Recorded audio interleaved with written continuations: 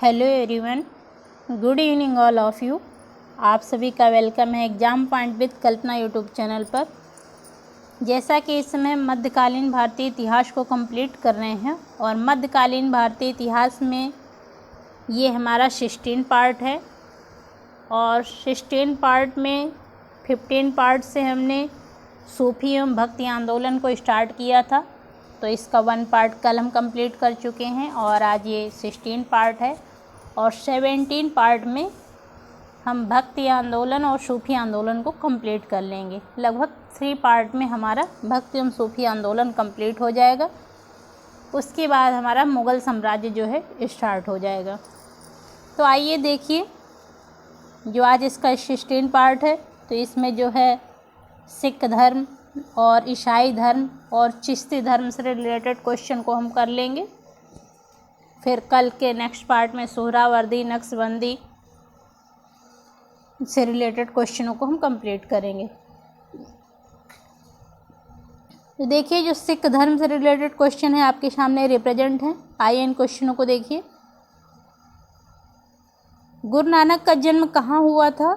गुरु नानक का जन्म जो है कब हुआ था? तो 1469 ईस्वी में हुआ था। और गुरु नानक का जन्म स्थल कहाँ पर था? तो तलवंडी में इनका जन्म स्थल था। गुरु नानक के पिता का क्या नाम था? तो मेहता कालूचंद जो है इनके पिता थे। किसने अपने उद्देश्यों में समाज एवं परिवार की महिलाओं के महत्व को पहचाना था? तो गुरु नानक जी जो थे इन्होंने अपने उद्देश्यों में समाज एवं परिवार के लिए जो महिलाएं थीं उनके महत्व को इन्होंने पहचाना था। गुरु नानक के विषय में सही कथन क्या है? तो देखिए, गुरु नानक जो है अफ़गानों द्वारा स्थापित राजनीतिक व प्रशासनिक व्यवस्था से विशेषतः पंजाब में पूर्णतः जो है ये परिचित थे। सेकंड नंबर देखिए, उन्होंने बाबर की आक्रमणकारी सेना को पाप की बारात के रूप में देखा था। थर्ड नंबर देखिए कि उनका विश्वास था कि ईश्वर की कोई जाति नहीं है, न ही ईश्वर ने जाति का कोई महत्व दिया है। ये इनके बारे में सही कथन थे गुरु नानक के विषय में। आगे नेक्स्ट क्वेश्चन देखिए। ईश्वर केवल मनुष्य के सद्गुण को पहचानता है तथा उसकी जाति नहीं पूछता। आगामी दुनिया में कोई जाति नहीं होगी। यह सिद्धांत किस भक्त संत का है? तो गुरु नानक का है। ये स्टेटमेंट कई बार एग्जामों में पूछा गया है। वेरी इंपॉर्टेंट स्टेटमेंट है गुरु नानक का। आगे देखिए नेक्स्ट क्वेश्चन। सूफीवाद के 10 अवस्थानों का वृत्तांत देने वाले 10 मुकामी रेखता की रचना जो है किसने की थी? तो जो 10 मुकामी रेखता की रचना है उसे गुरु नानक ने की थी। नेक्स्ट क्वेश्चन देखिए। आदि ग्रंथ का संकलन जो है किसके काल में किया गया था? तो गुरु अर्जन देव के काल में किया गया था। आदि ग्रंथ साहिब के विषय में सही कथन क्या है? तो इनका संकलन जो है 17वीं शताब्दी के प्रथम दशक में हुआ था। इसमें कबीर के पद्य हैं और इसमें बाबा फरीद की उक्तियां हैं। नेक्स्ट क्वेश्चन देखिए। तरन तारन नामक नगर की स्थापना करने वाले सिख गुरु कौन थे? तो जो तरन तारन नामक नगर की स्थापना करने वाले सिख गुरु थे वो गुरु अर्जुन देव थे। आगे देखिए नेक्स्ट क्वेश्चन। हुजूर साहब का गुरुद्वारा जो है किसकी याद में बना है? तो गुरु नानक की याद में बना है। और गुरु ग्रंथ साहिब अपनी मौजूदा रूप में जो है किसके द्वारा तैयार किया था? तो गुरु ग्रंथ साहिब ने अपनी प्रसिद्ध मौजूदा को जो है गुरु गोविंद सिंह द्वारा जो है तैयार किया गया था।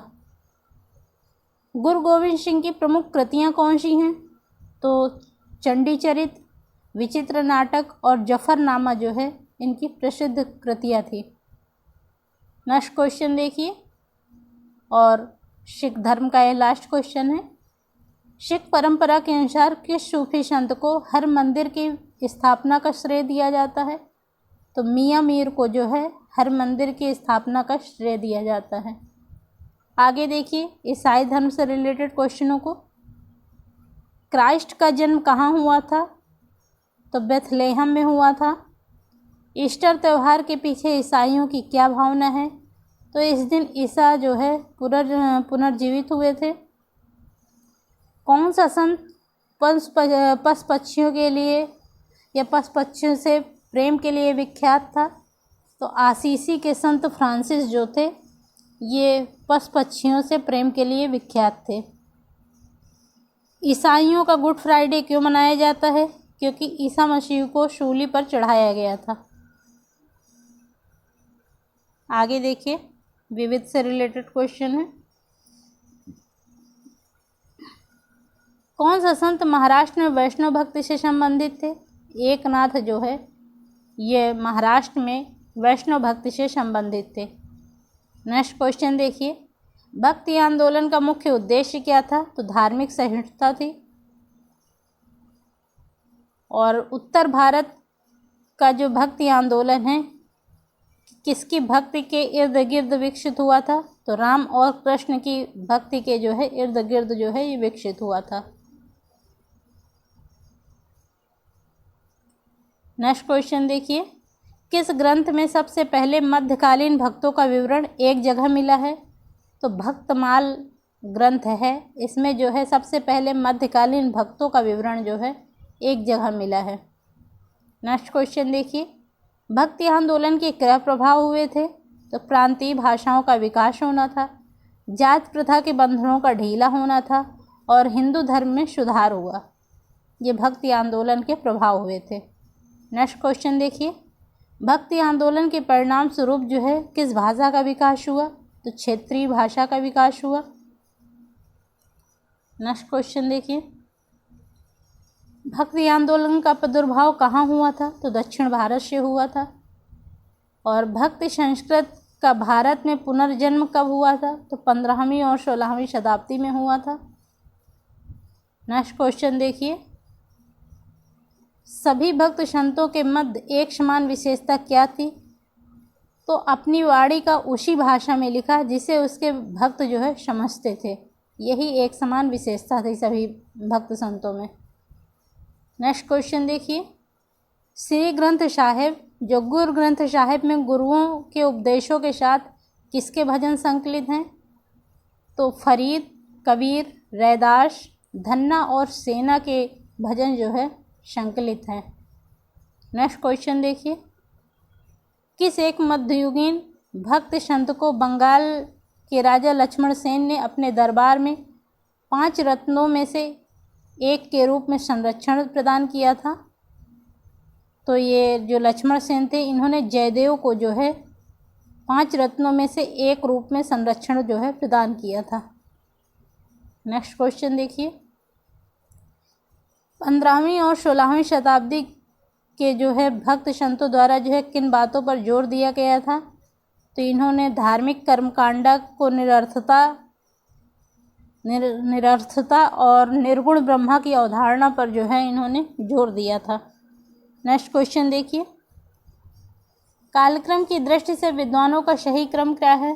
तो सबसे पहले अलबर्नी, फिर उसके बाद भास्कराचार्य, फिर उसके बाद अमीर खुसरो और फिर सूरदास। अलबर्नी, भास्कराचार्य, अमीर खुसरो, सूरदास। 1-2 बार रिपीटेड करेंगे तो क्रम याद हो जाएगा इनका। भक्तिकालीन सभी संतों का सामान्य लक्षण क्या है? तो इन्होंने जात प्रथा को अस्वीकार करना जो है इनका सामान्य लक्षण था। कालक्रम की दृष्टि से संतों का सही क्रम क्या है? तो सबसे पहले कबीर, नानक, चैतन्य, तुलसी। कबीर, नानक, चैतन्य, तुलसी। 1-2 बार एक क्वेश्चन पढ़िएगा, ऑटोमेटिक सारे क्रमानुसार याद हो जाएंगे। नेक्स्ट क्वेश्चन देखिए, भक्ति मार्गों के निर्गुण पंथ के प्रमुख सदस्य कौन थे? तो जो निर्गुण पंथ के प्रमुख सदस्य थे उनमें कबीर, नानक, रैदास जो है आदि थे। नेक्स्ट क्वेश्चन देखिए, स्वयं को लीन करने का सिद्धांत किससे संबंधित है? तो निर्गुण भक्तों से संबंधित है। और कबीर और नानक के संबंध में सही कथन क्या है? आइए देखिए, तो कबीर और नानक के संबंध में जो सही कथन है तो उनके विचार भक्ति तथा सूफी दोनों परंपराओं से लिए गए थे। वे ग्रामीण जनता की भावनाओं की अभिव्यक्ति करते थे। उन्होंने हिंदू मुस्लिम एकता के लिए प्रभावशाली प्रयास किए। और लास्ट जो था उनके अनुयायियों ने स्वतंत्र धार्मिक समाज स्थापित किया था। आगे देखिए नेक्स्ट क्वेश्चन, तिथिक्रम के अनुसार संतों का सही क्रम क्या है? तो सबसे पहले शंकराचार्य, रामानुजाचार्य, माधवाचार्य, निम्बकाचार्य, वल्लभाचार्य। शंकराचार्य, रामानुजाचार्य, माधवाचार्य, निम्बकाचार्य और वल्लभाचार्य। ठीक है, आगे देखिए कालक्रमान की दृष्टि से जो है संतों का सही क्रम क्या है? तो नामदेव, एकनाथ, तुकाराम, रामदास। मतलब किसी तरह से कोरिलेट करके पढ़िए तभी ये क्रम याद हो जाएंगे। नाम एक, तुकाराम, इस तरह से करके कुछ भी माइंड में सेट करिए जिससे आपको कन्फ्यूजन ना हो एग्जाम हॉल में। तो नामदेव, एकनाथ, तुकाराम, रामदास। आगे देखिए नेक्स्ट क्वेश्चन, तिथिक्रम के अनुसार संतों का सही क्रम क्या है? तो शंकराचार्य, रामानुज और शंकरदेव और दादू। ये भक्ति आंदोलन में कल हमने उनके सारे क्वेश्चनों को कंप्लीट किया है, तो आप उस वीडियो को देखेंगे तो आपको क्रमानुसार रटना नहीं पड़ेगा, आपके माइंड में ऑटोमेटिक सेट हो जाएगा, क्योंकि हमने सीरियल वाइज ही इन सभी भक्ति संतों को कंप्लीट किया है। जैसे फर्स्ट में शंकराचार्य हैं तो हमने शंकराचार्य के बारे में, फिर रामानुज, शंकरदेव, दादू सब के बारे में हमने रिपीटेड क्वेश्चन पढ़े हैं, तो आप उस वीडियो को ज़रूर देखिएगा। आगे देखिए नेक्स्ट क्वेश्चन, किस संतों ने संन्यास नहीं लिया था? तो वल्लभाचार्य और नानक ने जो है संन्यास नहीं लिया था। नेक्स्ट क्वेश्चन देखिए, सभी भक्त तथा सूफी संतों ने किस पर बल दिया है या किस पर बल दिया था? तो इन्होंने मानवता पर जो है बल दिया था। नेक्स्ट क्वेश्चन देखिए, तानसेन, बैजू बावरा और गोपाल नायक जैसे संगीतज्ञों ने स्वामी हरिदास से प्रशिक्षण प्राप्त किया था, और स्वामी हरिदास के अनुयायियों ने कितने संगीत अर्चना केंद्र स्थापित किए थे? तो जो स्वामी हरिदास के अनुयायी थे इन्होंने 5 संगीत अर्चना केंद्र जो है इन्होंने स्थापित किए थे। आगे देखिए नेक्स्ट क्वेश्चन, महाभारत और रामायण का बांग्ला भाषा में अनुवाद किसने करवाया था? तो नुसरत शाह ने करवाया था। और पद्मावत की रचयिता कौन थे? तो मलिक मोहम्मद जायसी थे। किस संत कवि ने निपख मार्ग का अनुमोदन जो है किया था? तो निपख मार्ग या निपक्ष मार्ग का अनुमोदन जो है दादू दयाल ने किया था। रामायण महाकाव्य की रचना किसने की थी? तो वाल्मीकि ने की थी। रामचरित मानस तुलसीदास ने किया था, और वाल्मीकि ने जो है रामायण की रचना की थी। तो आप कंफ्यूज मत होइएगा। दासबोध नामक पुस्तक किसने लिखी थी? तो रामदास ने लिखी थी। भक्ति तथा सूफी संतों के बारे में सही कथन क्या है? तो वे धार्मिक सहिष्णुता चाहते थे, और उनके हिंदू तथा मुस्लिम जो है अनुगामी थे, और उन्होंने स्त्री हितों को जो है प्रोत्साहित किया था। ये भक्ति और सूफी संतों के जो बारे में सही कथन थे। नेक्स्ट क्वेश्चन देखिए, कौन महानुभाव संप्रदाय के संस्थापक थे? तो चक्रधर जो है महानुभाव संप्रदाय के संस्थापक थे। मध्यकालीन भारत का वह संत कवि कौन था? मध्यकालीन भारत का वह कौन संत कवि था जिसने खट दर्शन के मूल्यों को अस्वीकार किया तथा निपख के मार्ग का जो है अनुमोदन किया था? निपख मार्ग या निपक्ष मार्ग का जो है अनुमोदन किया था, तो दादू दयाल थे। नेक्स्ट क्वेश्चन देखिए, 14वीं सदी के संत कवयित्री लल्ला देद की रचनाओं को जो है किस नाम से जाना जाता था? तो जो लल्ला देद की रचनाएं थी उन्हें बाख नाम से जाना जाता था। नेक्स्ट क्वेश्चन देखिए, भक्ति आंदोलन के बारे में सही कथन क्या है? तो रामानंद ने अपनी पुस्तक आनंद भाष्य में शूद्रों के वेद पढ़ने के अधिकार को स्वीकार नहीं किया, और ज्ञानेश्वर ने भावार्थ दीपिका ज्ञानेश्वरी ने भगवत गीता की मराठी में दी गई व्याख्या पर टीका है इनकी, और 17वीं सदी के एक सूफी ग्रंथ मिरात उल असरार में जो है कबीर को एक फिरदौसी सूफी बताया गया है। नेक्स्ट क्वेश्चन देखिए, भक्त एवं सूफी संतों से संबंधित सत्य कथन क्या हैं? तो चैतन्य के अनुसार पूजा में प्रेम और भक्ति थी तथा गीत और नृत्य सम्मिलित हैं जो हर्षोन्माद की अवस्था प्रदान करते थे और जिसमें भगवान हरि की उपस्थिति को महसूस किया जा सकता है। और अब्दुल वाहिद बिलग्रामी का जो हकीक हिंदी है उसमें वैष्णव संतों की भक्त गीतों का सूफियों का जो है प्रभाव दर्शाता है। यह भक्त एवं सूफी संतों के बारे में सत्य कथन थे। आगे देखिए, और भी हैं। कर्नाटक की महादेवी जो अक्का हैं वो कश्मीरी की जो है लल्लेश्वरी और राजस्थान की मीराबाई संभवतः यह प्रदर्शित करती हैं कि भगवान को प्रेम करने की और उनके भीतर अंतर्निहित आकांक्षा का जो है दुनियावी शादी से मेल बिठाना जो है संभव नहीं था। ये जो है भक्त एवं सूफी संतों के बारे में सही कथन थे। ठीक है, आगे देखें नेक्स्ट क्वेश्चन।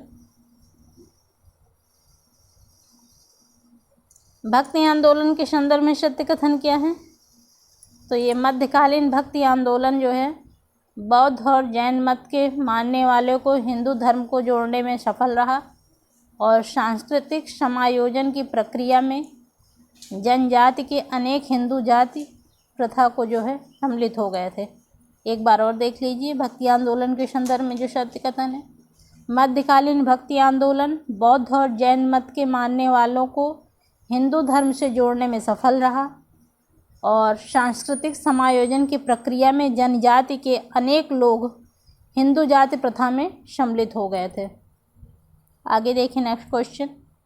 महाभारत के फारसी अनुवाद के लिए मुल्ला अहमद को कश्मीर के किस सुल्तान ने अधिकृत किया था? तो सुल्तान जैनुल आबिदीन ने जो है इनको अधिकृत किया था, मुल्ला अहमद को, जो कि महाभारत के फारसी अनुवाद के लिए इनको अधिकृत किया गया था और इन्होंने महाभारत का फारसी में अनुवाद किया था मुल्ला अहमद ने। आगे देखिए नेक्स्ट क्वेश्चन।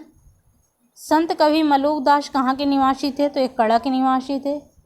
और संत घासीदास के पिताजी का क्या नाम था? तो महंगू था। भक्त संतों का सही कालानुक्रम क्या है? तो शंकराचार्य, रामानुज, चैतन्य। भगवान शिव की प्रतिष्ठा में कितने ज्योतिर्लिंग स्थापित हैं? तो 12 ज्योतिर्लिंग स्थापित हैं। 12 महाशय की रचना किसने की थी? मलिक मोहम्मद जायसी ने की थी। और प्रतिवर्ष प्रसिद्ध सूफी संत हाजी वारिस अली शाह की मज़ार पर मेला कहाँ लगता है? तो देवा शरीफ में लगता है। बुद्ध और मीराबाई के जीवन दर्शन के मुख्य साम्य क्या था? कि संसार जो है दुखपूर्ण है। आगे देखिए नेक्स्ट क्वेश्चन। प्रमुख संत और उनके पंथ देख लीजिए। अप्पय दीक्षित ये अद्वैतवाद से संबंधित थे। काशी विलास क्रिया शक्ति ये कालामुख से संबंधित थे। वेदांत देशिक ये विशिष्टाद्वैत से संबंधित थे। और व्यास राय जो है द्वैतवाद पंथ से थे। चंडीदास ये सहजिया पंथ से संबंधित थे। चैतन्य जो है अचित्त भेदाभेद दर्शन से संबंधित थे। और हुसैन शाह जो है इस सत्यवीर पंथ से संबंधित थे। और सूरदास जो है राधा बल्लभ संप्रदाय से संबंधित थे। आगे देखिए जो प्रमुख संत हैं और उनके जन्म स्थान हैं। इधर संत हैं और उधर उनके जन्म स्थान हैं। नामदेव ये महाराष्ट्र से संबंधित थे। चैतन्य पश्चिम बंगाल, सूरदास उत्तर प्रदेश, नानक पंजाब, चैतन्य जो है बंगाल से और शंकराचार्य जो है केरल से, ज्ञानदेव उड़ीसा से और त्यागराज जो है तमिलनाडु से। आगे देखिए प्रमुख कवि और उनकी रचनाएं देख लीजिए। जो तुलसीदास हैं उनकी रचनाएं हैं रामचरितमानस, गीतावली, कवितावली और विनय पत्रिका हैं। मीराबाई की रचनाएं हैं राग गोविंद। और ध्रुवदास कवि की रचनाएं हैं भगत नामवली हैं। नाभादास की रचना है भक्तमाल। और उस्मान की रचनाएं हैं चित्रावली। सूरदास की रचनाएं हैं साहित्य लहरी, सूर सारावली और सूरसागर। मलिक मोहम्मद जायसी की रचना है बारहमासा, और कबीर की रचना है बीजक, मुल्ला दाऊद की रचना है चंदायन, दामोदर कवि की रचना है पद्मावती कथा है, और सोमनाथ की है राग विमोद, और उसके बाद अमीर खुसरो की है आशिका। आइए अब नेक्स्ट देखते हैं सूफी आंदोलन। सूफी आंदोलन में हम देख लीजिए, इस्लाम में सूफी किसे कहा गया है? जो तशव्वुक़ का अनुयायी हो और सभी से प्रेम करता हो उसे सूफी कहा गया है। नेक्स्ट क्वेश्चन देखिए, सूफीवाद के विषय में सही कथन क्या है? तो फर्स्ट नंबर देखिए, उन्होंने परमात्मा से साक्षात्कार के लिए आतुर रहते थे। सेकंड नंबर देखिए, वे इस्लाम के मूल आत्मा में निवास करते थे, न कि उनके सैद्धांतिक आडंबरों में। थर्ड नंबर देखिए, वे अनुयायियों के आचरण को नियंत्रित करने के लिए गुरु की आवश्यकता को स्वीकार करते थे।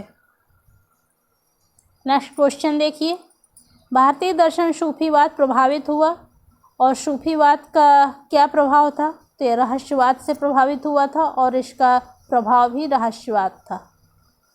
आगे देखिए नेक्स्ट क्वेश्चन, भारतीय चिंतन जगत में रहस्यवाद का प्रवेश जो है किसका शुभ परिणाम है? तो इस्लाम का शुभ परिणाम है।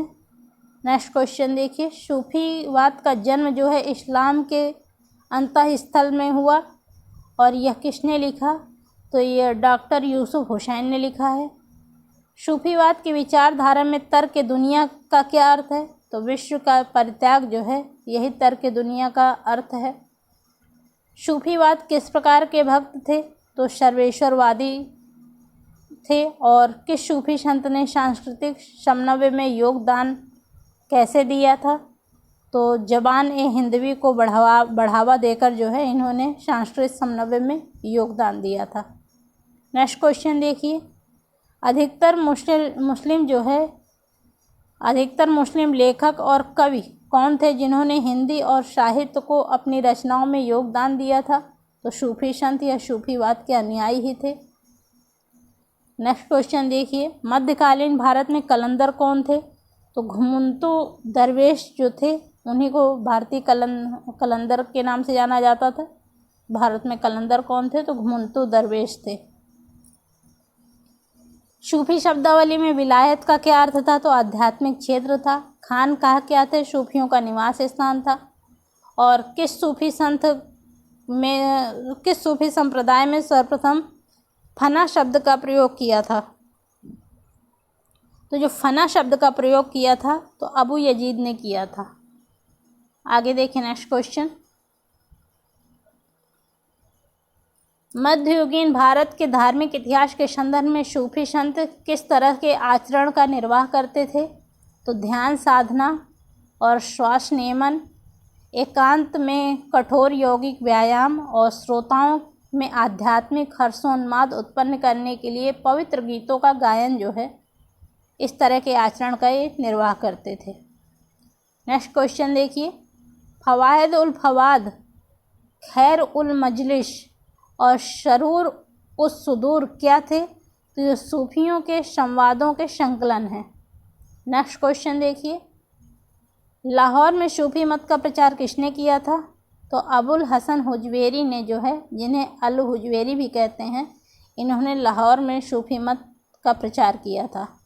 नेक्स्ट क्वेश्चन देखिए, गजनवी काल में कौन सा सूफी केंद्र के रूप में स्थापित हो चुका था? तो लाहौर जो है सूफी केंद्र में स्थापित हो चुका था गजनवी के काल में।